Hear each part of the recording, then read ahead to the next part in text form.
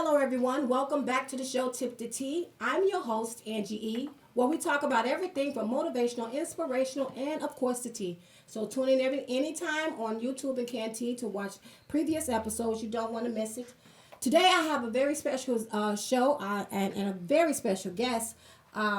He is the founder and the owner of Global Logistics Solutions.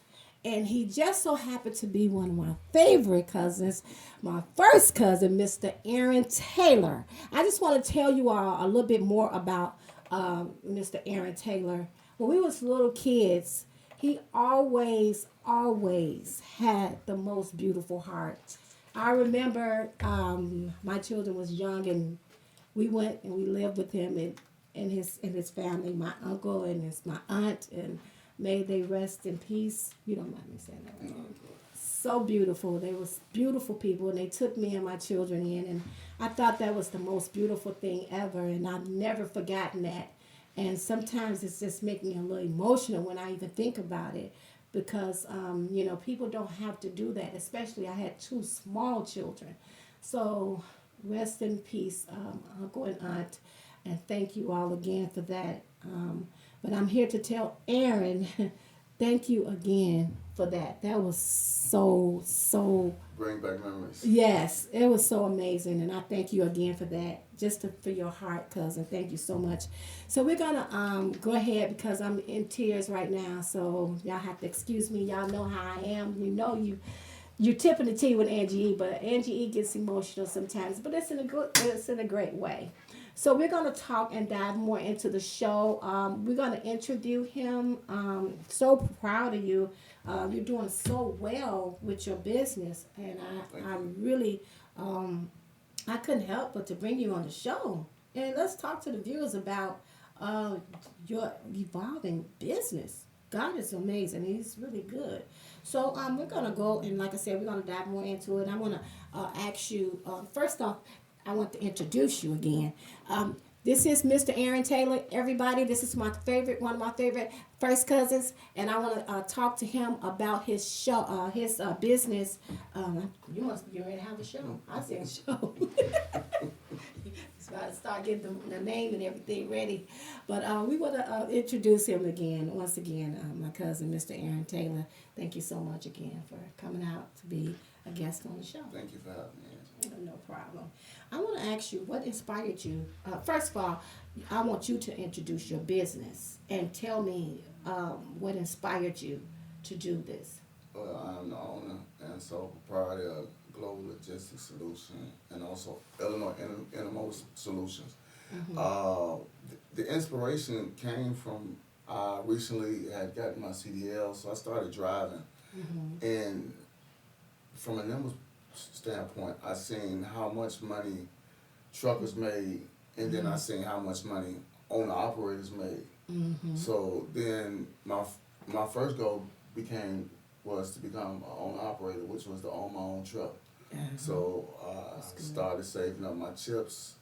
I bought my first truck, and it changed my life. That's good. And so what that kind of explained to me what inspired you to do that. You said the money, sort of. Absolutely. Just when you see, yeah, that's a great one. That's a great answer. So now let me ask you this: how long you been doing this? I only been in the trucking industry for about 3 years. Okay. So I'm still kind of new to the industry. Learning a lot. I've experienced a lot, but like I say, my goal is was to grow and become bigger. I enjoy being my own boss. That's good. I'm at present time I employ about 13 individuals. Wow. 7 that I work daily constantly. I own 11 tractors. We run 7 of them, Monday through Fridays, depending on the work orders or the workflow. That's good. That's amazing. So like, what are your goals for the next for your business? For I'll say the next 3 years. What do you see yourself, or how do you see your company expounding even the more? Well, I'm kind of transitioning over because it's an ever evolving industry. So I learned a lot about driving first off. So I drove and started buying trucks, and I didn't understand the dynamics of business as I began to own trucks. So I first had to start to, learn how the business works and how it works for me. And part of that was getting on the other side of the door, sitting behind the desk, understanding dispatching brokers, ingratiating relationships with customers, and building my business from there. And a lot of the trucking industry is based on just, initiating a conversation. At the end of the day, freight has to move. So, I'm of the mindset, why not me? So, just trying to, put myself in front of the line. So, as far as in the next 3 years, I just want to become, more intuitive from the business aspect of it, learning how to grow the business. The numbers will speak for themselves. As long as the wheels are rolling, the trucks are going to make money. Yeah. So, I took a lot of losses because I didn't understand business. Yeah. And so understanding that aspect of it, and, just, create more relationships with more customers, maybe growing a lot more as far as, exporting, importing, is another part that I want to get to know. That's good. That's amazing. So speaking of losses, just expound a little bit on losses. Sometimes losses is good because it helps us to you learn through your losses. Absolutely. And when you have losses, when you learn more, you know that okay, that didn't work that way. I lost that way. So now I'm gonna learn how to do it better. So I'll get better at what I'm doing, and then that way, like you said, your business grow through. That's why I tell a lot of people, sometimes failure and losses is not a bad thing. It's always a lesson in a loss. Oh yeah. And part of that is understanding what happened. Yeah. So to be able to psychoanalyze whatever the situation may have been, the loss of equipment, the loss of an employee, or the loss of a customer. So you're right, it's not always a negative thing, but being able to find a lesson in it. Yeah, that's great. Yeah. And also, I want to ask you said that you've been in business for like 3 years now. Yes. So you started like kind of around when the pandemic kind of. Right, actually right before the pandemic is when I got incorporated. Yeah, and how did that work? Like, because I know I interview a lot of people that started businesses. Even, with me, my book came out in 2020. And then I couldn't really move. I couldn't do anything. So how did that affect you? Or did it affect the trucking industry on the flip side, it skyrocketed. Wow. The rates shot through the roof. People were buying more goods and commodities. There was a bigger need, as if you remember, there was barely anything on some of the shelves. So they just wanted more and more and more, which created more and more and more business. And that's actually, I can attribute, and I sadly to say, the pandemic as to how we were able to grow the business so fast, because the market increased unexpectedly. So it was just a good time, or as some people might say, a perfect storm getting into the trucking business at that point. Yeah, wow. That's amazing. And with that, being said too, with the pandemic, a lot of people lost loved ones and Absolutely. stuff like that. But, and our prayers are still going out to those people. But like you said, there's a flip side. It wasn't all bad. You know what I'm saying? For some things, it for wasn't. some people. So we got to look at those and count them as blessings too. In that way, especially when it comes to businesses. So with the trucking, I know quite a few of our family members is into the trucking business. So like I know that there is some good experiences and there's some bad experiences driving trucks, doing that type of business. What was your most? Let's start with your most. What was your? Let's start with the bad experience first.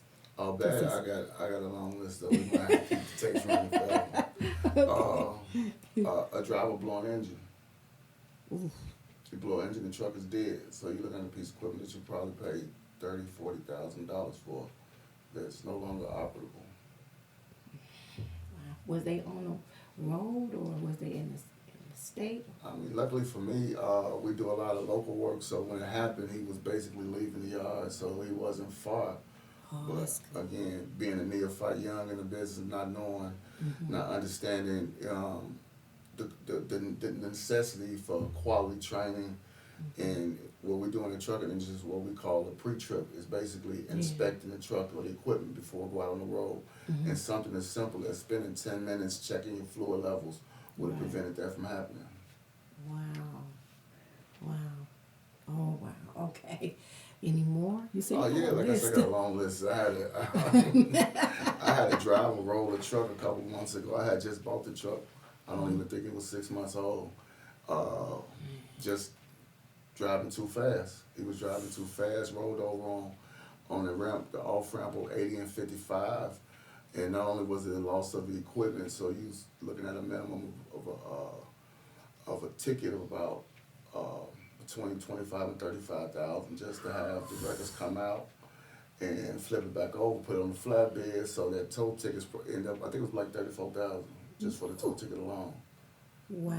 And then you got to negotiate the load because you're responsible for the load, so the load is insured, but you're still responsible for it, and then the loss of the equipment. So with the loss of the equipment plus the tow ticket, those numbers can rise up unexpectedly. And again, by me being so young, I knew nothing about that. I just thought you call a tow truck, come out, pull it up out of the grass or whatever, the on ramp, and you keep going. But actually, the state police have to come out. Department of Transportation had to come out. They had to do field reports. They got to send a driver to do, sobriety tests and things of that nature. Insurance adjusters had to come out. Everybody got to come out and take pictures before that equipment can be moved at all. Wow. So that means really, do you have to really like what they call those when you do a inspection on the trucks? You got to do an inspection on the driver sometimes, Oh, absolutely, right? absolutely. I mean, and you try to you have parameters in place where you do your due diligence, where you're doing background checks and stuff like that. But part of that incident was complacency. He drove that route probably a couple of hundred times and just got comfortable. Yeah. And it's a possibility that in transit the load could have possibly shifted, but it's the reason why there was signs posted up on the highway, especially for truckers. Be under this speed before exiting this ramp. And we have things to slow the truck down, trailer brakes, engine braking, and stuff like that to help you slow the equipment down. But again, they're able to diagnose immediately just about how fast he was going because of the skid marks, the distance that the truck traveled, and things of that nature. So, and they cited him for speeding, basically. So he took the ramp too fast. Wow. I can only imagine how that made you feel. You want to talk about any more before we get to the good experience? Yeah. But again, even in that situation, it was a lesson to be learned. Yeah, sure. Making sure that again, training, reminders. Letting drivers know, inclement weather is out. You need to be under the posted speed and stuff like that. Yeah. But like I say, now I'm learning it's a part of the industry. It happens to everybody. Unfortunately, it happened to me. That's the only rollover we have. But I've had breakdowns in out of state where you might have to spend $4,000-$5,000 just to get a truck towed for about 3-4 miles. Got to break down on an intersection. Police show up. You got a certain amount of time to get it towed, and you have to use their tow people. So it's all a system. They're gonna tow it to this lot. Then you got a certain amount of time to get it up out of there, because then you start accruing storage fees. So, and again, most of the times, the majority of the times, breakdowns can be prevented, if you're doing your pre-trips, but then also doing preventative maintenance, meaning when the truck ain't rolling, getting the oil changes, checking other things, your fuel filters and stuff like that, making sure that your tires are up to standard. So a lot of it takes, just you as an individual doing the due diligence, because even though you hire somebody to do the job, you're still responsible. I know. So it still falls on you. Yeah. Wow. You want to talk about some of the good experiences you had?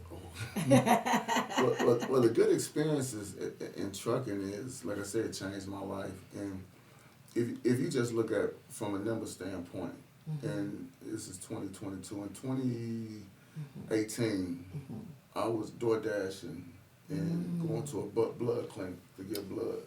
Wow. And You testifying now. I think we did right at about 600 this year.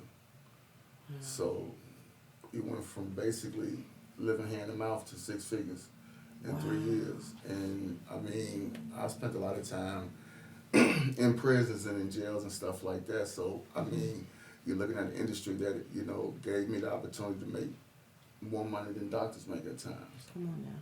That's good. And I mean, like you say, you test, and I owe it all to the Creator, because this wasn't a field that I chose, you know, for myself. It was something that I actually stumbled upon. I was door dashing, so I said, if I'm out here doing all this driving, I might as well get paid a little more to do it. And I actually went to a program that's offered through Will County. Shout out to Will County for getting that program. And I was able to get my certification through the I think Joliet Junior College. So it was a 4 or 5 week course, and it changed. That's good. I mean, and not only that, but so you get a chance to impact others' lives. You know, when you employ somebody, you understand that you're giving them not only an opportunity. I hire a lot of student drivers. I recruit out of the schools, so I hire a lot of student drivers that a lot of big companies don't, you know, give them an opportunity. They want to throw most of them over the road. It's a big misconception that you got to go over the road before you can do any kind of driving. I mean, I pay a higher insurance premium, but, you know, as long as you're training them up properly, new guys are just as thorough or just as efficient as guys that's been driving 10 to 15 years. Yeah, and they're probably excited. It's their first job right after, you know, school and stuff. Sometimes it's hard to get a... Well, it's my belief that the newer drivers are actually more careful, because just like the rollover that we was alluding to, that comes from complacency. And a lot of times you get the mindset, I know what I'm doing. Well, a new driver he's tentative, he's scared to make mistakes, so he's checking and double checking and verifying things that, you know, senior members or older drivers tend to skip steps and things of that nature. So. Yeah. Wow. That's amazing. You spoke about you know, some of the new drivers, and you know, I was fresh out of school. And how do you think that or do you think that you inspired them the more, like, you know, like we were saying, they could be, you said, more careful, they're more excited, you know, sort of, you know, to have their first job right out of school. Have any of them ever came to you and said, well, you know, thank you for the opportunity, this is my first job? Or Well, absolutely. I've actually, like I said, I recruit out of the schools a lot, so I've actually sold probably about 3 or 4 trucks to different individuals who kind of took the same road that I took.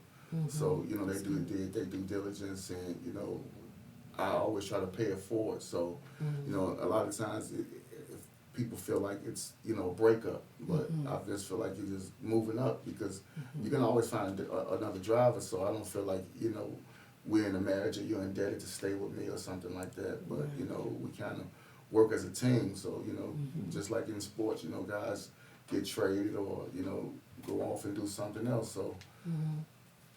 Yeah, that's good. That's amazing. Well, that was the first half of our interview. We're going to take a short commercial break.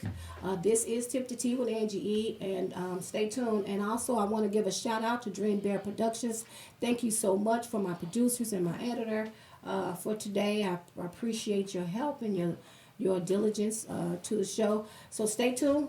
We'll be right back. This is Tip to Tea with Angie E.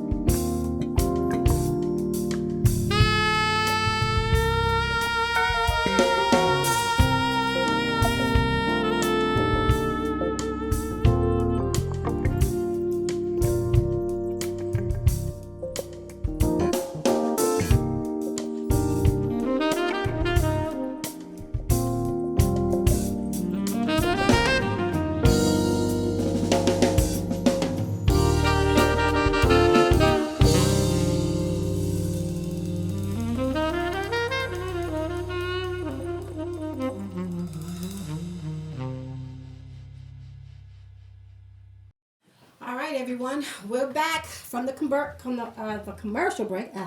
Got choked up a little bit.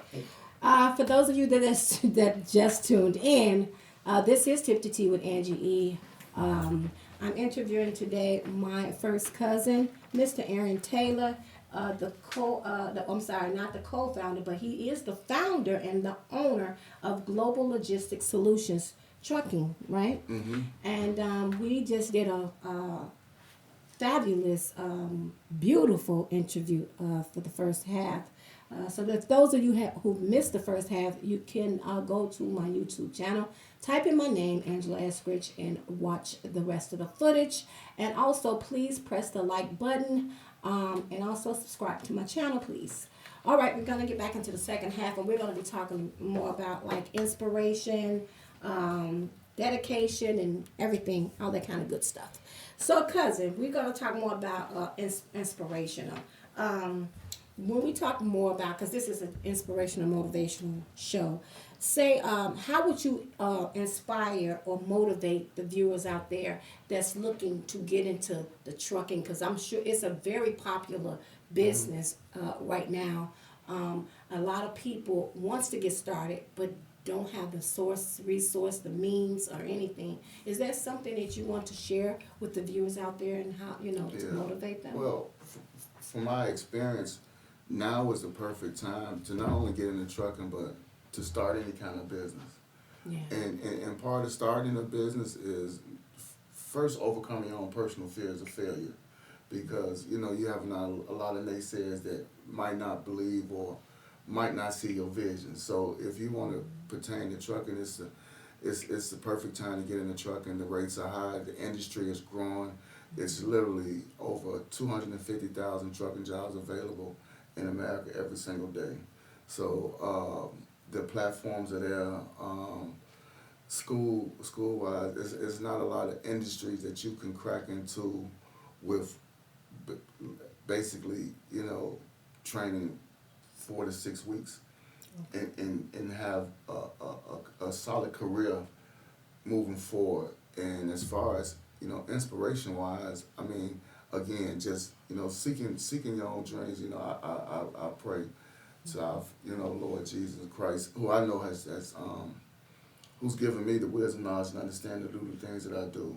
And Amen. I know that He has opened several doors. And when it pertains to the trucking industry, just from my past experiences, I probably got about 20 or 30 rejections when I want to apply for a job before I would get that one, job, or having to go through a temp agency, and then, you go through the process, but the company didn't hire you because they didn't hire felons. But again, this is an industry that, felon free or not, it don't matter. They're more concerned about, your driving. And from a numbers aspect, so what it is, it's called a CSA score. So every driver has what they call a CSA score that they, record and upload into a database. So even with my background, I got a rap sheet, 66 pages. And, I've been in prison decades at a time. And I had no problem with, getting employed, because the one thing I did have was a good CSA score. And what that does is, if a company hires me, it actually is an asset to them, because it helps their overall insurance score. So in that instance, they might hire a felon before they might hire somebody else that's felon free, but just doesn't have a good driving record. So, I was able to understand that dynamic and use it as a tool to not only for motivation, but a tool as far as, selling myself, being able to become employed, because I knew that I could become an asset to whoever hired me. So, just keeping that in mind and understanding that, the numbers, speak for themselves, as far as, the money that's available in that industry. But again, it's an industry that's still untapped. A lot of people are getting pushed towards the trucking industry now, and as long as you receive the proper training, it's something that anybody can excel in. If there's a market for over-the-road truckers, everybody's not built or fit to be away from home weeks or days at a time, but then there are those that are, and like I said, it's a misconception that you got to take that route first. It's a very big misconception, and just as far as just following your dreams. Don't feel like you can't do it.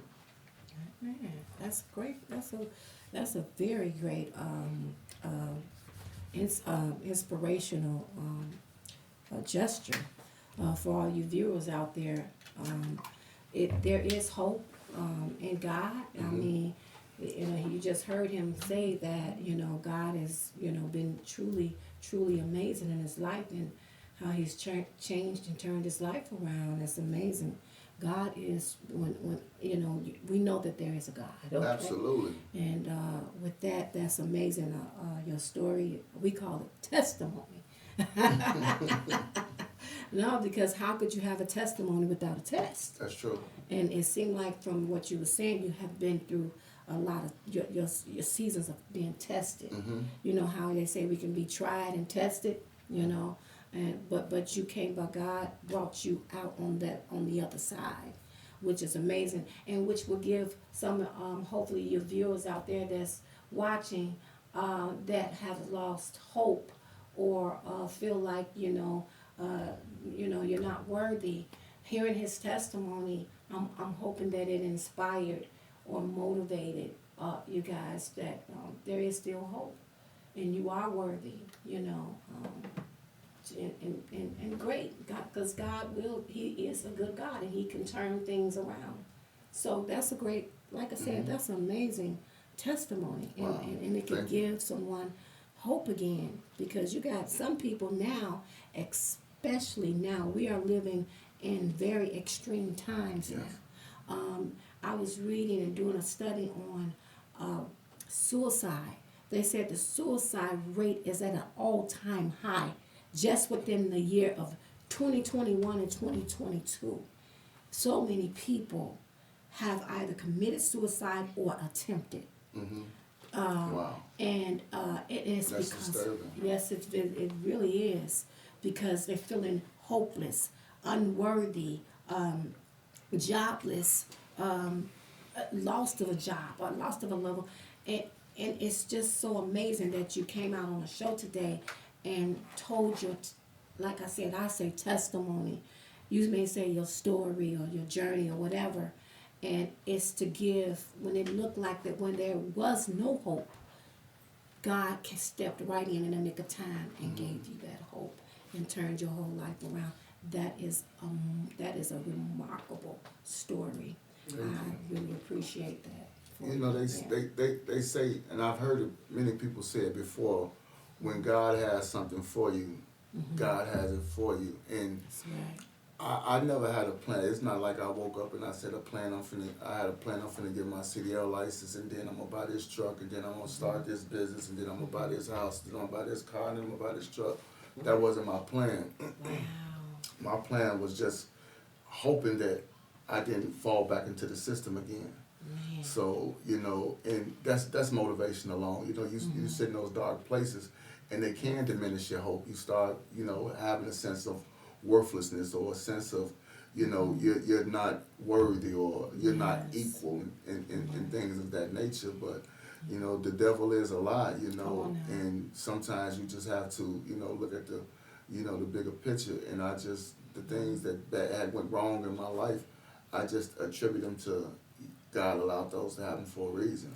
That's So, right. I tell people all the time, like, even when a toddler is learning to walk, he falls and he hits his knee and he cries and he gets back up and he falls, but he never says, I can't do this walking stuff, so I'm not finna try this no more. Right, come on. He just keeps trying and he keeps getting back up. Did y'all hear And that? when you keep trying, something clicks. Yes. You get it. You take that first step. And Yes. see, with me, I never had a full-time job, so that was the first step. I never had a bank account. That was the next step.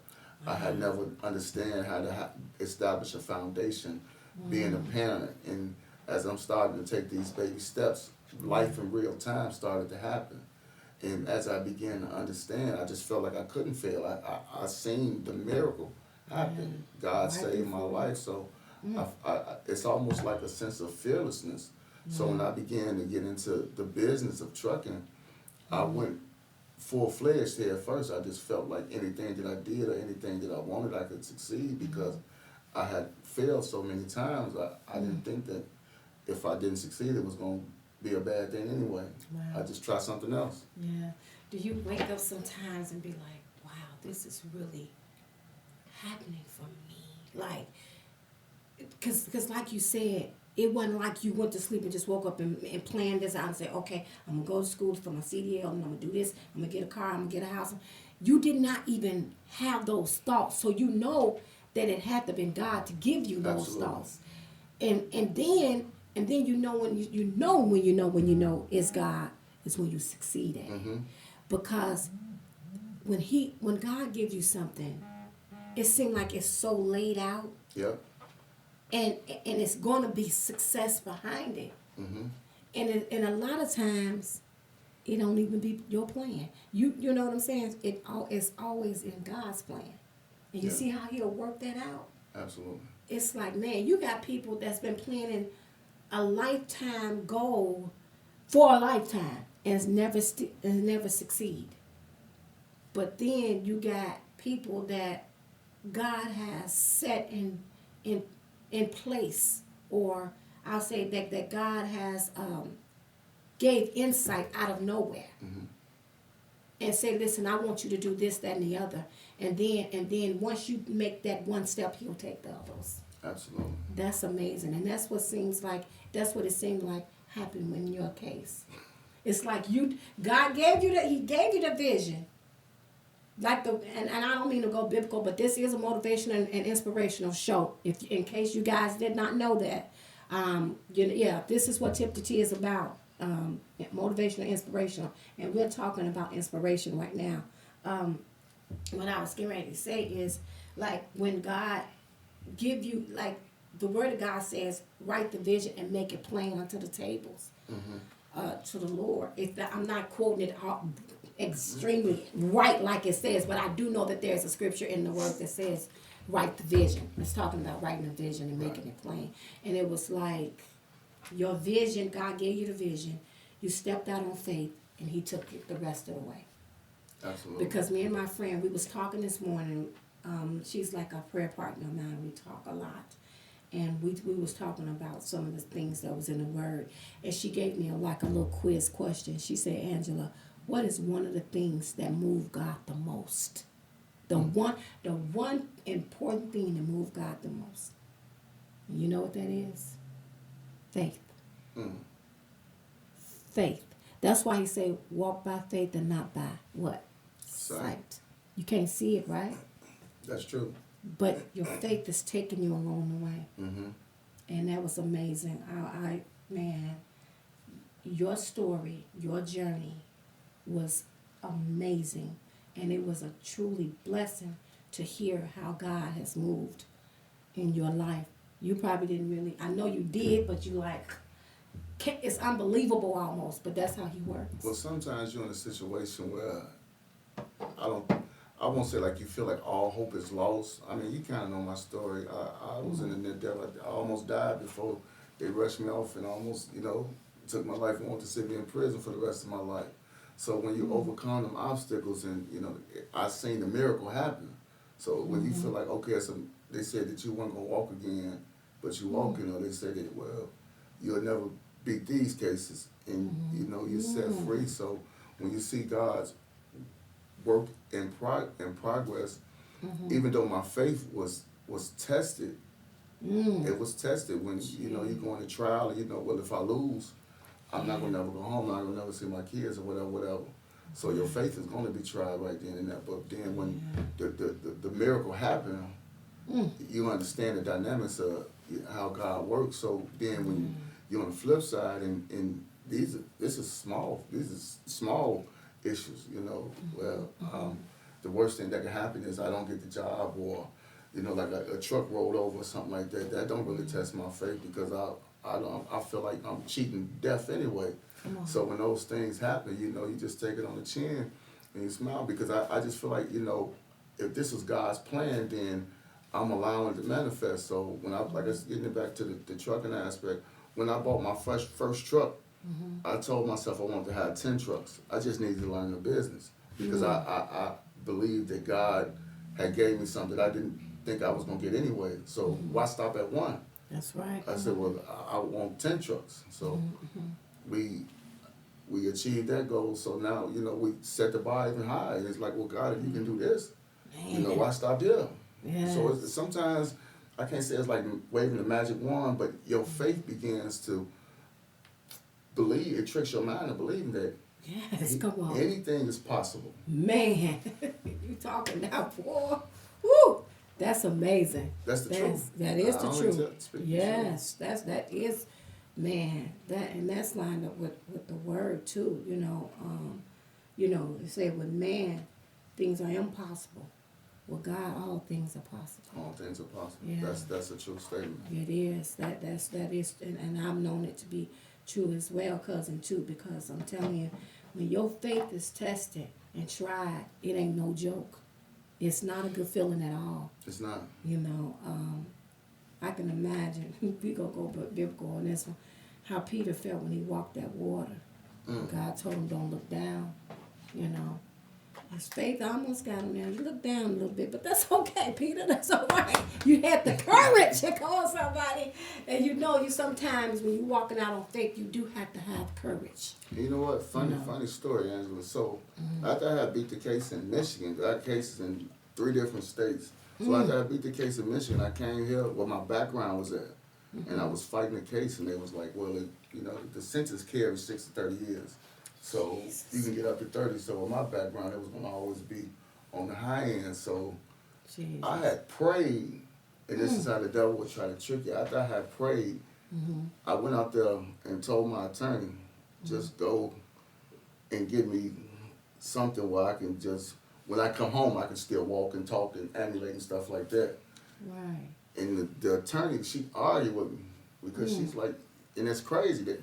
Normally they got your money. They say, okay, whatever you want to do, we're going to do. Right. You see what I'm saying? But the lady argued with me. She's like, you done paid this money, did all this to give up. And I'm trying to explain to her, you don't have to do the time. These ain't going to be your kids' graduations and grandkids that you're going to miss. So this is what I'm equating in my head, Whether I was innocent, it didn't even matter. It's just my past history had always told me that when we get to this point, just get as least as you can. So like I said, and I had prayed about it, but just having that conversation alone, it was like, I don't know, epiphany from God. It was like, because it's either trial or deal right now. They don't give you a lot of time to make this decision. And we went out there, and I couldn't even hear what the judge was saying as she was talking. This is how emotional I was when it was going on, Yes. And it's like, she was explaining to me that, the officer got up there to say this due diligence and stuff like that, and it was just like, I never heard the words not guilty or nothing. Wow. I just know that the bailiff had walked away. So that signified to me that I'm done here. Wow. So, and it was just a moving experience because, like you were alluding to, when your faith is being tried, and it was just in the moment, the devil is sneaking out and tell you, well, yes. you try this if you want to. You go out there and you're hitting the head and end up going 30 years. Your kid's going to be, you ain't going to live on 30 years. Yeah. So that was my reality. And it was, like I say, just having faith that, okay, I just, and to show you how the devil tricked you, I had just forgot that fast that how we have fought hard to get up out of Michigan just to make it to that point. Yeah. And so when you get to that next stage, and it's just like this test all over again. We're going through this process all over again.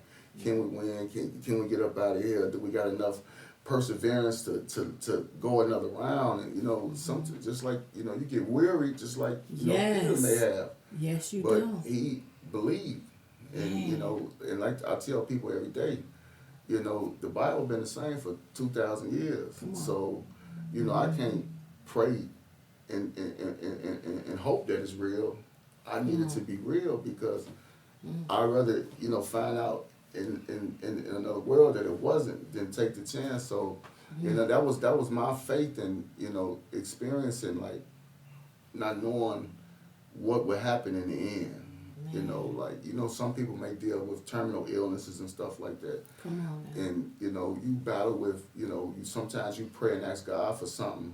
And if he don't give it to you right then, you lose faith for he ain't real.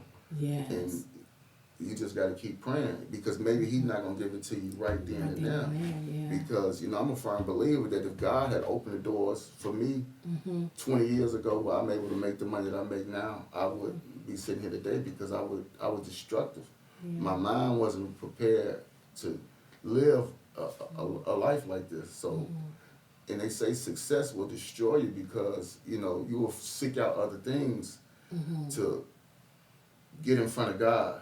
Yeah, absolutely. And that's what ends up happening. And I'm humbled daily. Sometimes I just wake up and cry.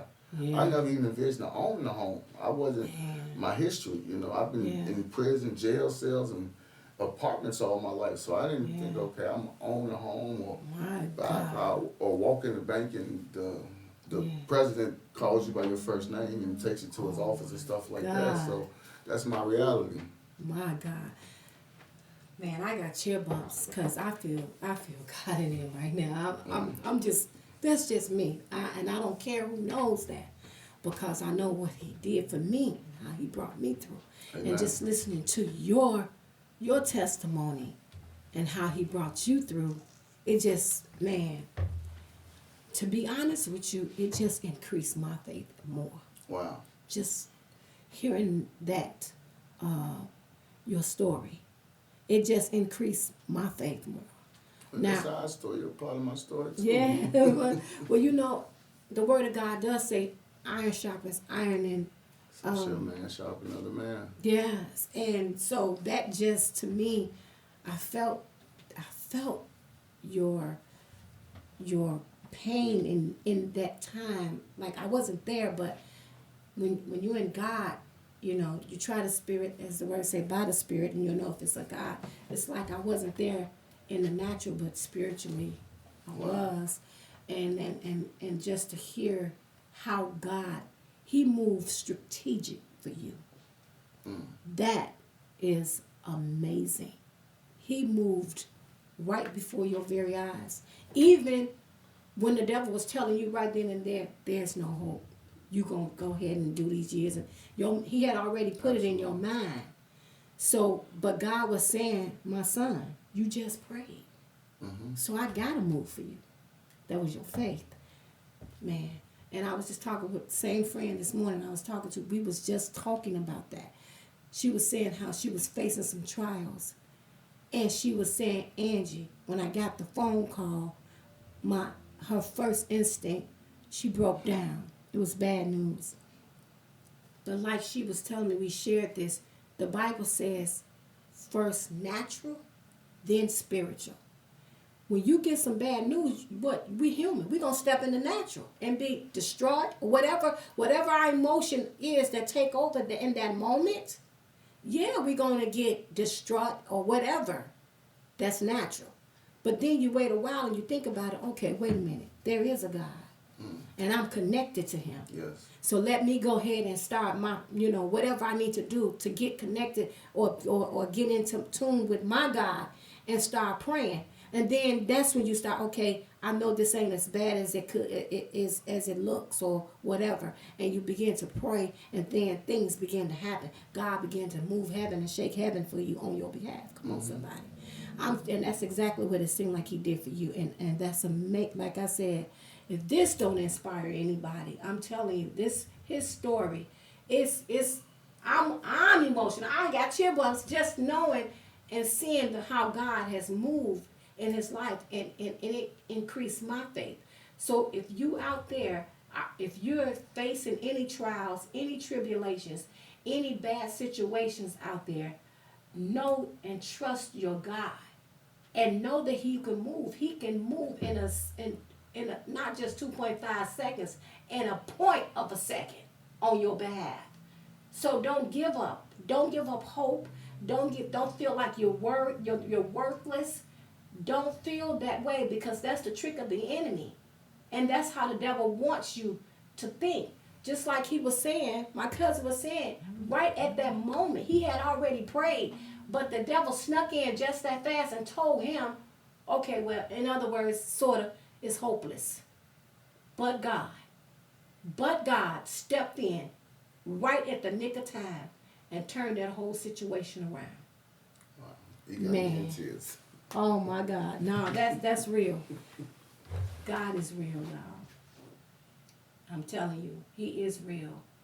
And before we close out, I'm going to allow my cousin, Mr. Aaron Taylor, to come back, and I'm going to let him take the floor and close us out with how he balanced family and work, and and just how God has blessed him strategically. It's hard, but and then it's not. I have so I have help, you know, my fiance, but you know, at the end of the day, Shout out to her. you know, I pray. I got custody. You know, I received custody of my children, and they great ambassadors themselves. They do their due diligence, but more so than anything, I'm just the point that I'm at now is I don't feel like I'm any different than I was a year ago, 2 years ago, 3 years ago. But I feel because of the things that God has did in my life, He just bestowed upon me to want to help in different areas, whether it's, you know, in coming and sharing my story, or, you know, we go talk at the jails and, you know, do it, you know, even going in to the driving schools, and you know, when you're talking to a guy that's going through the process, you know, just giving them hope, because you can make it. You can. This is a test, you know, to just get your license and stuff like that. But with family, I got a beautiful family, and they the reason why I do all the things that I do. Yes, that's amazing. And so I was saying, how do you balance family and work? Like, you know, like being with the kids on certain days, and you got a fiance, you got to have date night, you know, all this Yeah, plus work. How do you with the balance kids, the that? kids Yeah. is because they have so many things going on. I got, you know, both of them are in middle school, so every day of the week it's either a basketball game or wrestling match. See? They play instruments, so you got to go to a concert on the weekends. But you know, we do a lot of, you know, family times, family talk as well. So Yeah, that's game good. nights, movie nights, and things like that. And even within my relationship, you know, you gotta have date nights. Yeah, you know, you do. you gotta have time for Yeah. that significant other, and just so that they know that you haven't forgotten about them, or Yeah. the Yeah. business isn't more important. Yeah. If it is or it isn't, but the how you with me is my significant other is able to see my vision. That's So amazing. when that other person can see your vision, or understanding that you living out a dream, so sometimes she might make sacrifices or provisions in her schedule and her life so that I can, and I understand that, you know, it's not easy. And even with the kids, you know, then I have to understand they're only gonna be kids and children for so long. So even though the business is good, if I don't make the sacrifices or the subtle things to spend time or to, you know, do things with them, it's gonna come a time where that time might not be allotted. So, you know, I do have to, you know, take calls to pause and be like, you know, they still young, or, you know, we still in a relationship. So, and, you know, we go before the throne. We went to church this past weekend, and That's good. you know, sometimes, like I say, with us, it's, you know, family time where everybody's included. So even though it might be date night, it turn into family night. So That's good. Yeah. And I guess you can just balance it all out together. Like you said, date night and family night is good. It coincides together, and that's what works. but again, you know, I mean, no situation is a perfect situation, but again, they went through that whole process with me as well. You know, me being in a coma, or not knowing if I'm gonna ever live, or if she was there, not knowing if I was gonna ever come home and still be able to, you know, have faith when, you know, mine was whether, you know, I was able to lean on her, and she would be like, you know, just pray, and you know, and you know, coming home and having to have that difficult conversation with my children about what happened. You know, why was I even in that situation? How did I allow that to happen in my life? Where I could have been extracted from y'all forever. So, and like, you know, it's a lesson for them. You know, using that as an example. This is who I once was, or this is what I once did. But you know, understanding that even though they're children, they're still human. They still see things. They still understand, and You know, the times that it was a daddy-daughter dance and I wasn't there. So now me balancing out is making sure that I am available when those opportunities present themselves. Wow, that's amazing. Uh-huh. See, all around amazing story, guys. This is truly, oh my God, God has showed Himself once again. It's just so amazing. I'm telling you. Well, thank you, cousin. I truly thank you and so much for coming out on the show today to tell your story. Thank you for having me. I That really was appreciate it. So amazing. I don't want to close out, guys, but I know we're on a time limit, and so you know we got to do it. But I hope that there was something said today on the show that inspired and motivated someone, even one person. And to be honest, that one person might have been me because it truly inspired me. It increased my faith. So if it didn't touch no one else, I know it touched me. And it's like now I'm so geeked right now. I just want to go read my word. Like I just want I'm so excited about what God has done in my cousin's life. And it just shows that how real God really is. And if He did it for him, He would do the same for you guys. So know this before we close out, that you are someone. You're someone great. Don't give up hope. Hold on to God's unchanging hand. You can make it. Okay? So with that being said, is any last remarks you want to say? Thank you before for we having close me. I out? had a wonderful time. All right, that's good. I had a wonderful time. I'm telling you, I still got chills. But thank you so much for coming out again, cousin. This was an amazing interview. I thank you so much, and I would like to have you to come back again and do a Anytime. second segment with us again, and continue to keep those stories coming. Those great testimonies. You know, how could you have a testimony without being tested? Okay. So with that being said, we're going to close out once again. I want to send a shout out to Dream Bear Productions. Thank you so much for this opportunity. Thank you guys, you viewers, for watching. Thank you so much.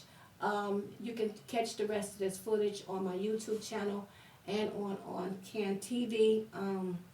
Go to my YouTube channel, type in my name. It's Angela Eskridge, and watch all the rest of the footage or previous episodes. And don't forget to hit the like button and subscribe to my channel. And with that being said, if you or anyone you know in the Chicagoland area would like to join me on the show, or if you have an interesting topic you would like to discuss, come on out and be my special guest. Let's tip the tea. For more details about the show, you can go to my YouTube channel. Again, type in my name, Angela Eskridge, and please feel free to leave me a comment below. With that being said, we're going to close out. Thank you for watching. This is Tip the Tea with Angie E. Stay tuned for next week's show.